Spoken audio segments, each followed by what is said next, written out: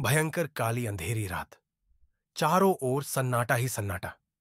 एक गहरा काला पर्वत सीधी नुकीली चट्टानों से बना और इतना ऊंचा कि उसका सिर आसमान को छूता था। उसी पर्वत पर उन चट्टानों को पकड़ते हुए एक काला साया लगातार ऊपर चढ़ रहा था। उस साये का नाम था आर्यमित्र, एक अत्यंत साहसी योद्धा। पर्वत पर न कोई वृक्ष था, न कोई झाड़ी, बस ऊंची ऊंची काली चट्टानें और गूंजता सन्नाटा। कई बार वह साया फिसला, खरोंचे आई, लहू बहा, पर वो रुका नहीं।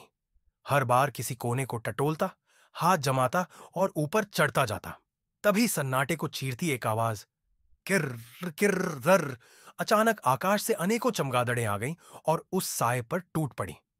पर वो डरने वाला नहीं था। उसने अपने बाएं हाथ से एक चट्टान पकड़ी और दाहिने हाथ में तलवार लेकर चमगादड़ों से भिड़ गया। उसी समय एक कर्कश आवाज गूंजी, आने दो, आने दो। और अगले ही पल सभी चमगादड़ें गायब हो गईं। आर्यमित्र ने चारों ओर देखा और आश्वस्त होकर फिर चढ़ाई जारी रखी। लगभग 3 घंटे के निरंतर प्रयास के बाद वो पर्वत की चोटी पर पहुंच गया, जहां एक लंबा चौड़ा पुरुष सिर से पांव तक काले लबादे में लिपटा उसका इंतजार कर रहा था। आ गए तुम।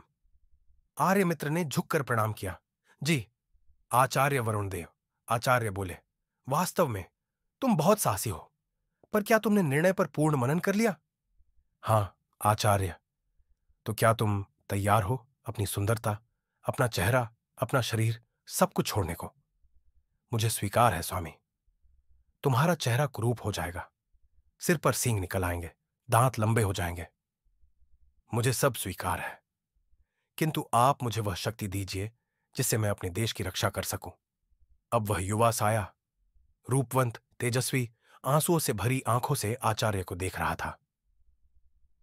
प्रभु, अवंती देश पर अब दुश्मनों का हमला बढ़ता जा रहा है। स्त्रियां, बच्चे, मंदिर, कोई नहीं बचा।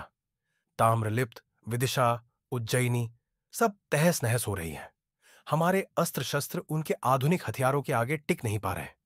उनकी तोपें अग्निबाण बरसाती हैं। हमारे वीर तो लड़ रहे हैं, पर सीमाएं टूट रही हैं।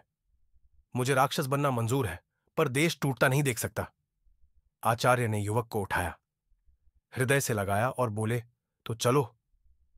एक शिला से आचार्य ने एक पात्र उठाया जिसमें हरा द्रव था। उसे धरती पर गोलाई में उड़ेल दिया। भड़ाक, पत्थर फटा और सीढ़ियां नीचे की ओर खुल गईं। वे दोनों गोल सीढ़ियों से नीचे उतरे।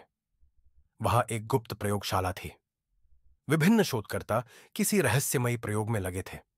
आचार्य ने एक लाल द्रव का पात्र युवक को दिया। इसे पूरा पीना होगा। आर्यमित्र ने साहस से द्रव पीना शुरू किया।